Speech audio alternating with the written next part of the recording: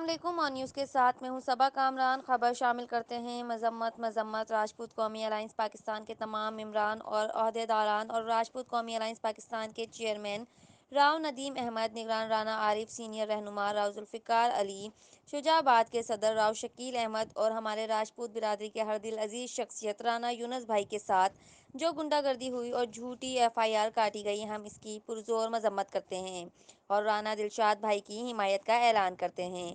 ہم راجپوت برادری کے بوڑھے، بزرگ اور تمام لوگوں کو اس کی حمایت میں اعلان کریں اور ہم درخواست کرتے ہیں وزیر اعظم عمران خان، وزیر اعلیٰ عثمان بزدار، آئی جی پنجاب اور قانون نافذ کرنے والے ادارے سے اپیل کرتے ہیں کہ انہیں انصاف دلایا جائے اور ظالموں کو کیفر کردار تک پہنچایا جائے۔